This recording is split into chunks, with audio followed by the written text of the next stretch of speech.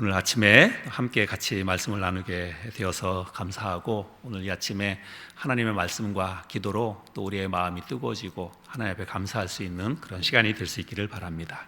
이 시간 우리 앉으신 채로 말씀 한 구절 같이 나누도록 하겠습니다. 읽겠습니다. 오늘 열왕기하 5장 14절 말씀 같이 나누도록 하겠습니다. 우리 한 목소리로 같이 한번 읽어보겠습니다. 열왕기하 5장 14절 말씀입니다. 같이 읽겠습니다. 시작. 나아만이 이에 내려가서 하나님의 사람의 말대로 요단강에 7번 몸을 잠그니 그의 살이 어린아이의 살같이 회복되어 깨끗하게 되었더라. 아멘. 잠시 기도하겠습니다.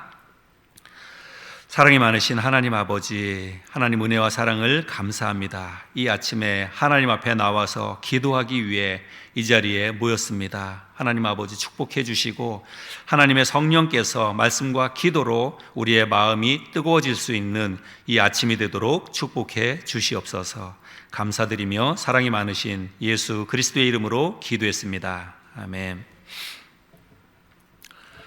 겉으로 볼 때는 화려하고 크고 웅장한 그런 왕궁도 속으로 들어가 보면 벽에 금이가 있기도 하고 또 곰팡이가 피기도 하고 그렇죠. 자동차도 겉보기에는 멀쩡한데 앞에 후드를 열어보면 여기저기 오일이 새기도 하고 또 고무 호수가 금이가 있기도 하고 그런 것을 볼 수 있습니다. 건물이나 자동차만 그런 게 아니라 우리 사람도 그렇죠. 겉에서 볼 때는 아무 문제가 없고 화목해 보이는 가정도 실제로 그 안에 들어가 보면 부부 간의 갈등도 있고 또 자녀들로 인해서 여러 가지 문제도 있고 그런 것을 볼 수가 있습니다. 늘 행복해 보이지만 직접 만나서 이야기해 보면 사람마다 다 고민이 있고 아픔이 있다라고 하는 것을 알 수가 있지요. 오늘 우리가 함께 살펴볼 사람 역시 그렇습니다. 다른 사람이 볼 때에는 화려하고 부러워할 만한 그런 사람이었지만 정작 이 사람 본인에게는 남에게 말할 수 없는 그런 아픔과 고통을 안고 있는 사람 이야기이지요. 오늘 말씀의 주인공은 우리가 잘 아는 나아만입니다. 성경은 이 사람을 아람 왕의 군대 장관이라고 소개하고 있습니다. 그런데 단순히 군대 장관이라고 소개하고 있지 않고 왕으로부터 큰 신뢰를 받고 있는 사람이라고 이야기하고 있습니다. 1절 상반절 말씀을 보면 그의 주인 앞에서 크고 존귀한 자니 이렇게 말씀하고 있습니다. 그래서 이 사람이 갖고 있는 권력과 그리고 왕으로부터 받고 있는 이 신뢰는 많은 사람들의 부러움과 동경의 대상이라고 할 수 있습니다. 게다가 이 사람은 이방인이죠. 그런데 이방인 사람임에도 불구하고 하나님으로부터도 이 사람이 은혜와 복을 받은 사람인 것을 알 수 있습니다. 이 사람은 아람의 군대 장관인데 아람은 이스라엘의 북동쪽에 위치하고 있는 나라입니다. 오늘날로 보면 시리아라고 할 수가 있겠는데 이스라엘과는 항상 적대 관계에 있었습니다. 그래서 자주 전쟁을 치르던 그런 이방 나라이지요. 근데 이 본문 기록 당시에도 역시 전쟁 중에 있었습니다. 그런데 하나님께서 이스라엘과의 전쟁에서 이방인의 장수였던 이 나아만 장군의 손을 들어 주십니다. 1절 중반절 말씀에 보면 여호와께서 전에 그에게 아람을 구원하게 하셨습니다. 이스라엘과의 전쟁이 있는데도 불구하고 하나님이 이 아람의 이 장군 나아만의 손을 들어주셨다는 것입니다. 그래서 여기까지만 이렇게 살펴보면 이 나아만에게는 아무런 문제가 없는 것을 볼 수 있습니다. 문제 없는 게 아니라 오히려 많은 사람들로부터 부러움을 살 만한 그런 잘 나가는 사람이다라고 하는 것을 알 수 있습니다. 그러나 서두에서도 말씀드린 것처럼 사람은 겪어봐야 알죠. 직접 그 속에 들어가 보지 않으면 그 사람의 아픔이 무엇인지 그 사람의 고통이 무엇인지 알 수가 없습니다. 성경은 이 나아만의 아픔과 고통을 아주 짧게 한마디로 언급을 하고 있죠. 1절 하반절 말씀에 보면 그는 큰 용사이나 나병 환자더라. 그렇죠?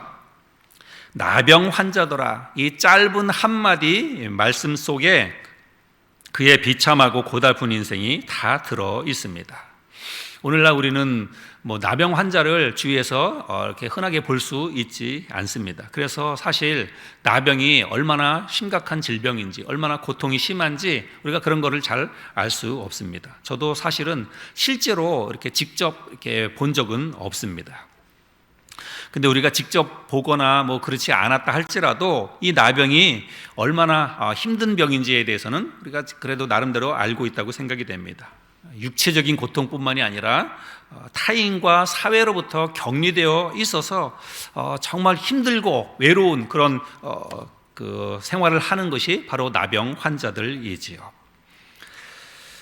가족들하고도 심지어는 그렇게 가족들하고도 평생 어쩌면 떨어져 지내야 하는 그 병이 바로 나병 환자입니다. 근데 아이러니한 게 있어요.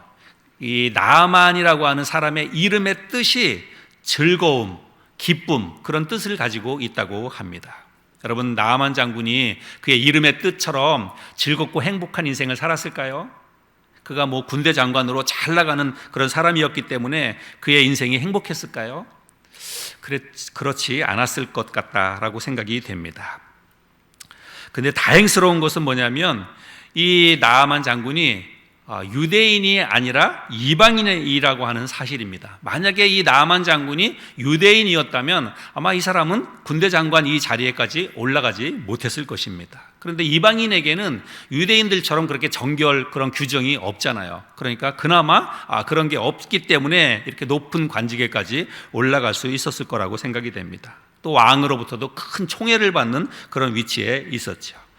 그러나 그럼에도 불구하고 그가 높은 관직에 있었음에도 불구하고 그는 틀림없이 힘들고 고통스러운 그런 시간을 보냈을 것입니다. 내색할 수도 없고 다른 사람에게 보여줄 수도 없는 그야말로 자기만의 문제로 인해서 늘 고통스러운 그런 시간을 보냈을 것입니다.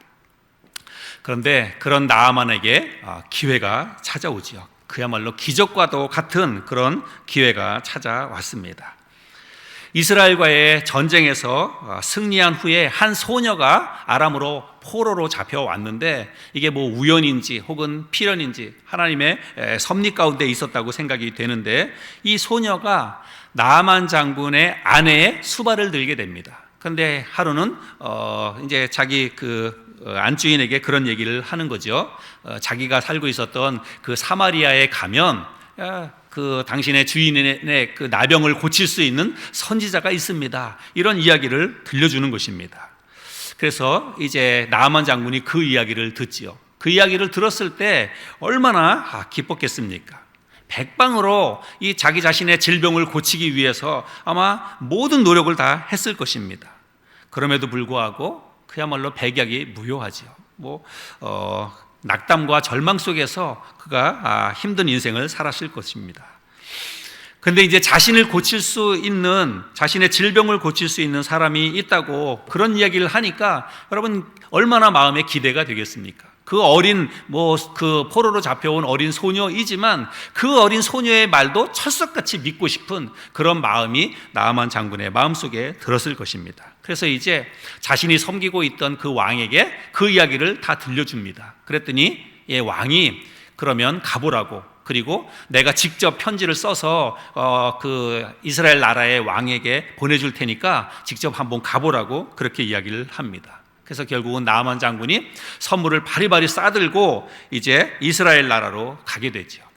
당시에 이스라엘 나라의 선지자가 누군가 하면 엘리사 선지자입니다. 그래서 엘리사 선지자가 있는 그 사마리아를 향해서 가서 엘리사 선지자의 집 앞에 도착하게 됩니다. 그런데 이 엘리사 선지자가 코빼기도 보이지 않는 거예요. 대신 다른 사람을 보내가지고 그 사람을 맞이하게 하고, 그리고 뭐라고 얘기하냐면 요단강에 가서 몸을 씻으라 이렇게 이야기를 합니다. 7번 몸을 잠그라는 거예요. 그러면 나병이 깨끗이 회복돼서 낫게 될 것이다, 이런 이야기를 합니다. 여러분, 그 이야기를 듣고 나아만 장군이 어떻게 합니까?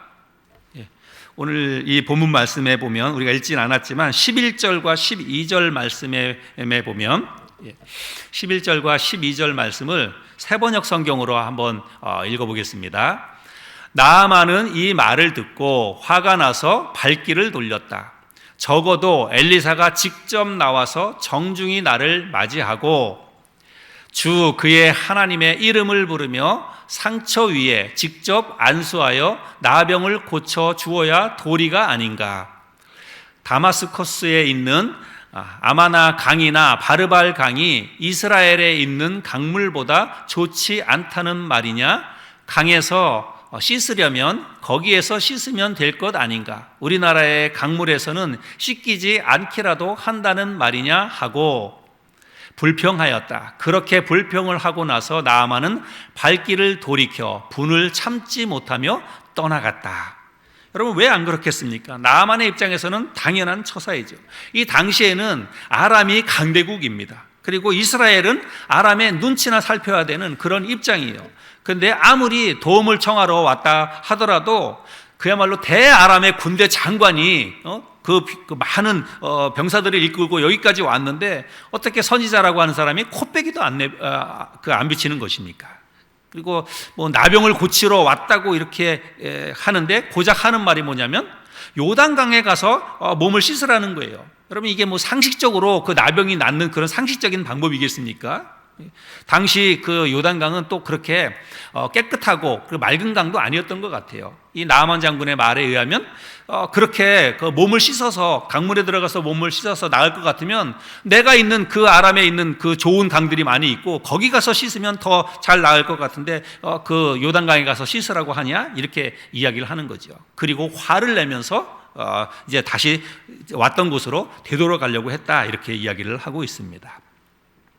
나아만의 입장에서 보면 상식적으로 이해가 안 되는 거죠. 어떻게 나병을 치료하는데 손 하나 까딱하지 않고 그 나병의 환부를 직접 보거나 그 환부에 손을 얹고 기도하거나 그런 방법이 아니라 그냥 요단강에 가서 7번 몸을 잠그라고 하니까 이게 납득이 되지 않는 것입니다. 그러나 여러분, 우리의 믿음은 상식을 뛰어넘는 것입니다. 믿음은 내 생각을 뛰어넘는 것입니다. 내 생각과 상식에 갇혀 있는 한 그 어떤 기적도 우리는 경험할 수가 없습니다. 결국 그의 부하들이 손해볼 거 없지 않냐고, 한번 가서 한번 해보자고, 우리 뭐 만약에 더 큰 것을 요구했어도 그렇게 따르지 않았겠냐고 이야기하면서 한번 갑시다, 이렇게 이야기를 하고 나아만 장군이 부하들의 말을 듣고 갑시다 해서 가게 되죠. 그런데 여러분, 그것 역시 쉬운 결정이 아닙니다. 지금 이 나아만 장군이 있는 곳은 사마리아죠. 그러면 요단강은 저 밑에 쪽이잖아요. 그러면 사마리아에서 밑에 그 요단강까지 가려면 한 30km를 또 걸어가야 됩니다. 나아만 장군의 입장에서 그 30km를 걸어가는 동안에 여러분, 이 머릿속에 무슨 생각이 들었을까요? 그야말로 오만잡다한 생각이 다 들지 않았겠습니까? 내가 진짜 미친 짓 하는 거 아닌가? 허탕치는 거 아닌가? 괜히 바보 같은 짓 하는 거 아닌가? 그런 생각이 그의 머릿속에 다 들었을 것입니다. 그러나 그 모든 생각을 뒤로하고 나아만 장군이 요단강에 갑니다. 그리고 요단강에 도착해서 7번 몸을 씻지요. 결국 그에게 여러분 어떤 일이 일어났습니까?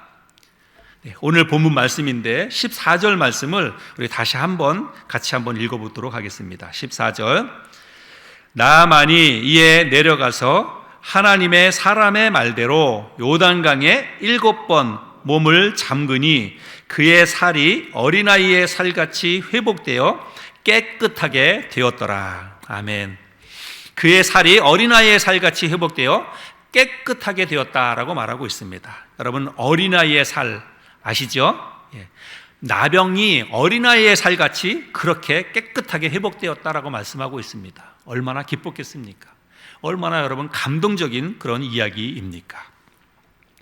결국 나아만은 이제 이스라엘에서 흙 한 수레를 얻어가지고 자기 나라로 돌아가면서 뭐라고 얘기하냐면, 내가 이 흙을 가지고 가서 아람 땅에서 이 흙을 가지고 제단을 쌓고 이제부터는 여호와 하나님만을 섬기겠다라고 약속을 하고 자기 나라로 돌아갑니다. 내가 이 땅에서는 이제 신은 오직 여호와 하나님, 당신들이 믿고 있는 그 여호와 하나님 한 분밖에 없는 줄을 알고 내가 평생 그 하나님만을 섬기겠다 약속하고 자기 나라로 돌아갑니다.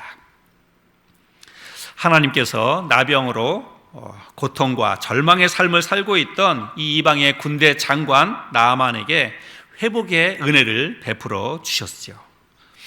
여러분, 세상에 문제 없는 인생, 고통 없는 삶을 살아가는 사람은 아무도 없습니다. 겉으로 보기에는 모두 다 화려하고 늘 행복한 것 같아도 속에 들어가 보면 나름대로 다 아픔과 고통들이 있다는 것입니다. 제가 한 집사님에 관한 이야기를 잠깐 좀 나눠보기를 원합니다. 이 집사님은 저보다 한 4살 더 많죠. 그러니까 굉장히 젊죠. 저도 젊죠. 네.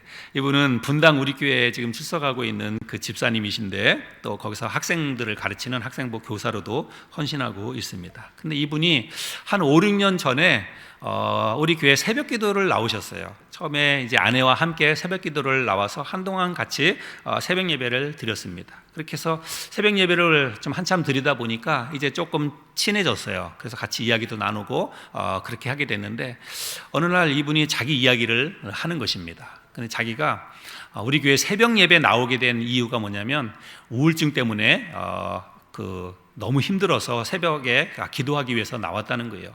그래서 우울증으로 인해서 한 1년 이상 거의 집 밖으로 나가지 못하고 계속 집에만 있는다는 것입니다. 그래서 집에서 주로 뭐 하냐면 그냥 하루 종일 핸드폰만 보고 아무것도 하지 못하고 있다는 거예요. 그렇게 무기력하게 시간을 보내니까 아내도 힘들어하고 자식들도 힘들어하고 모두가 다 힘들어하는 거예요. 그래서 너무너무 힘들고, 근데 본인도 이러면 안 되는데 라고 하면서도 아무것도 할 의지가 안 생긴다는 것입니다. 그러니까 너무 힘들고 답답한 거죠. 그래서 와서 이제 기도하기 위해서 그렇게 나왔다는 것입니다. 그래서 제가 그 이야기를 듣고 함께 기도하고, 그리고 저하고 같이 그러면 일주일에 한 번씩 또 말씀도 나누고 공부도 해보지 않겠냐 했더니 그렇게 하겠다는 거예요. 그래서 저하고 한동안 같이 말씀 공부도 나누고, 그리고 제 아내와 함께 부부랑 같이 차도 마시고, 또 바깥에 야외로 차 타고 가서 또 좀 바람도 쐬고, 그렇게 한동안 시간을 같이 잘 보냈습니다. 그리고 굉장히 좋아졌어요. 물론 제가 그렇게 해서 좋아졌다는 건 아닌데 회복이 많이 됐습니다. 그래서 이제 또 다시 직장 생활도 열심히 잘 하고 그랬는데, 그분이 이제 저희 교회 앞에 있는 아파트에 살다가 이사를 가게 됐어요. 그래서 분당 지역으로 이사 갔다가 지금은 위례 신도시에서 살고 계시는데, 이분이 지지난주에 저한테 연락을 하고 저를 좀 만나고 싶다고, 그래서 교회로 또 찾아왔어요. 그래서 같이 이야기를 나누는데 그 우울증이 다시 시작이 됐다는 것입니다. 그래서 지금 한 2달 정도 계속 고생을 하고 있다, 이렇게 이야기를 하는 거예요. 그래서 제가 이분 만나서 같이 또 이야기를 하면서 제가 마음이 너무 좀 안타깝고 그렇더라고요. 그래서 또 다시 함께 기도하고 제가 일주일에 한 번 시간을 낼 수 있으면 저를 좀 만납시다, 이렇게 얘기를 했어요. 그랬더니 그렇게 하시겠다고. 그래서 제가 그분 집으로 가기도 하고, 또 우리 교회로 오기도 하고, 같이 밥 먹고 그냥 시간을 같이 좀 보내주고 싶은 그런 마음이 있어서 그렇게 하기로 했습니다. 근데 이분이 어떤 분이냐면, 이분은 고대 법대를 나왔습니다. 그리고 아내는 숙대 약대를 나와서 지금 분당에 있는 곳에서 약국을 운영하고 있어요.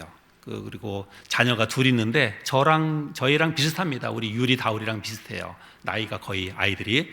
그래서 그 딸은 또 연대 경영학과를 나오고 지금 이제 그 제약회사에서 근무하고 있고, 아들은 일본에 있는 게이오 대학을 다니고 있고.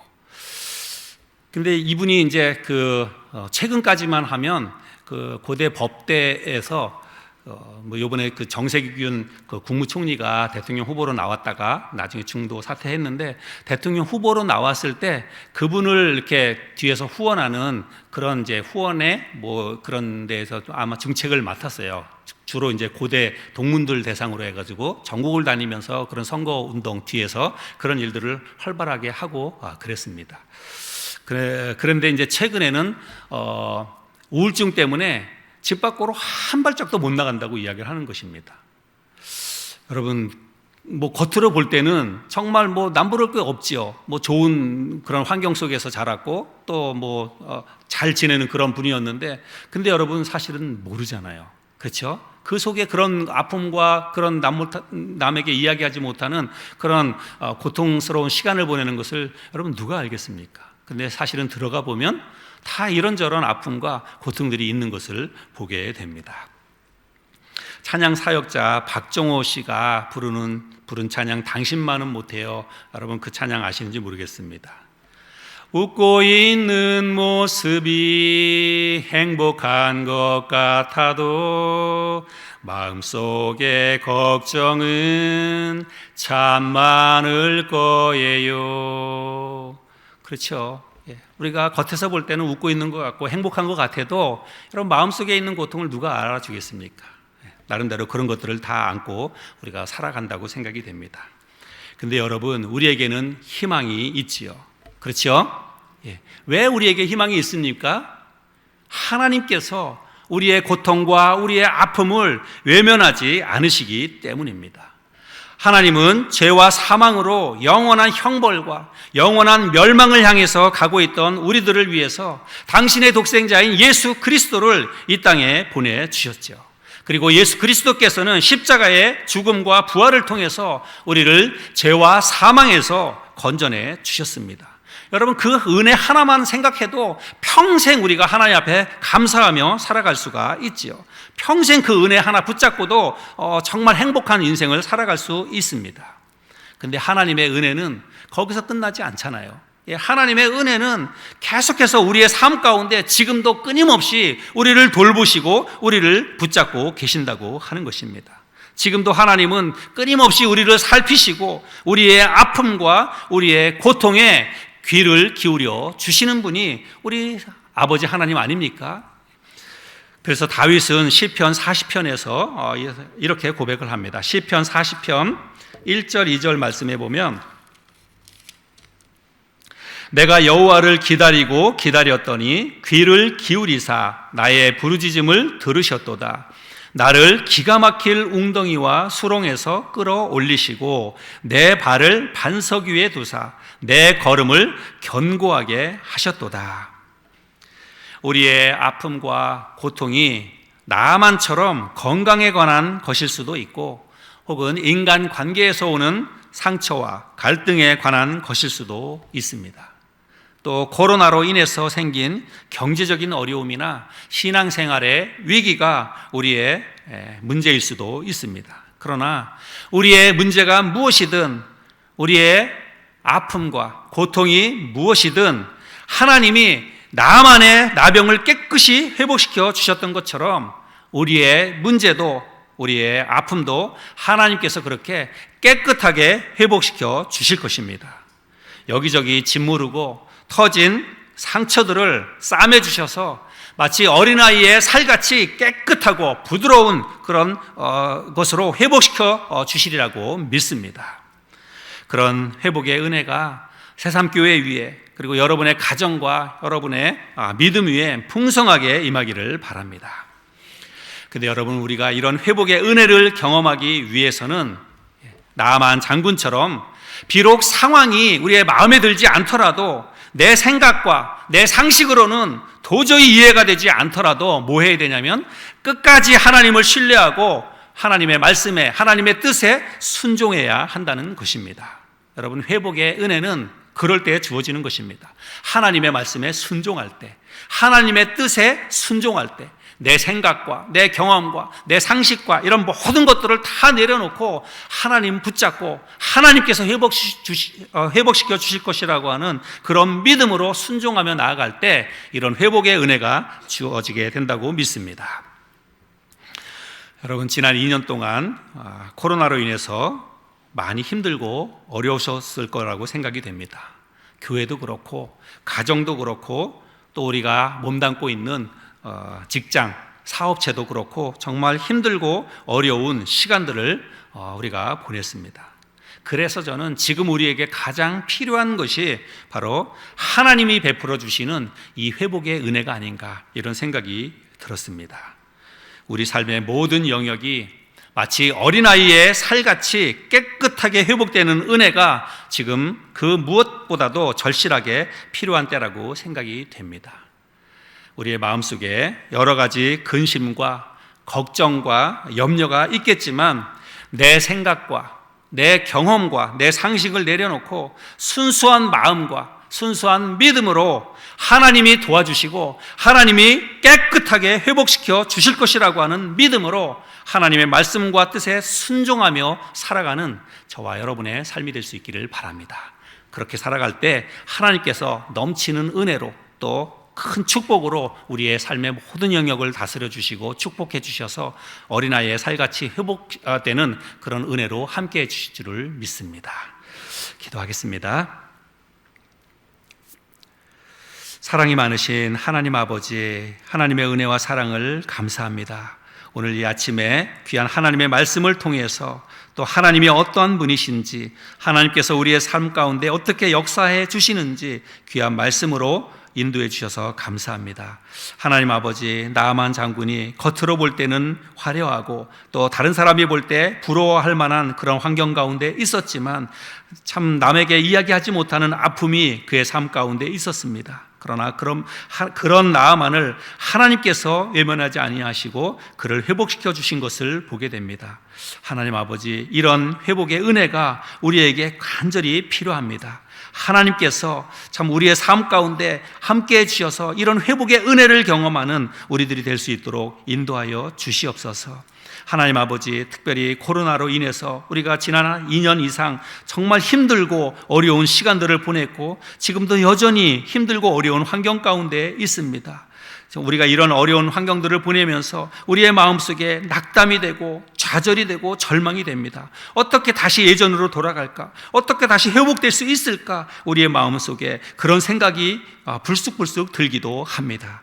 하나님 아버지, 그러나 이 모든 생각을 깨끗이 내려놓을 수 있도록 인도하여 주시옵소서. 하나님이 역사해 주시고 하나님이 축복해 주시면 우리의 모든 환경이 이제 이전보다 훨씬 더 좋은 상태로 깨끗이 회복될 수 있음을 이 말씀을 통해서 우리의 믿을 수 있도록 축복해 주시옵소서. 하나님 아버지, 우리 새삼교회를 하나님 손에 의탁합니다. 하나님께서 회복의 은혜를 베풀어 주시옵소서. 이곳에 참 귀한 예배당을 건축하고 또 귀한 영혼들에게 복음을 전하는 이 교회를 하나님께서 이전보다 더 큰 영광으로 회복시켜 주셔서 수많은 영혼들을 주님께 인도하는 살아있는 하나님의 교회로 회복시켜 주시옵소서. 또 새삼교회에 속한 사랑하는 성도님들 한 분 한 분 건강도 회복시켜 주시고 물질도 회복시켜 주시고 무엇보다도 영적으로 우리가 많이 낙담되고 또 많이 침체해져 있는데 우리의 믿음이 다시 새롭게 어린아이의 살같이 회복되는 은혜가 있도록 하나님 축복해 주시옵소서. 귀한 말씀으로 축복해 주신 하나님 앞에 감사드리며 사랑이 많으신 예수 그리스도의 이름으로 기도했습니다. 아멘.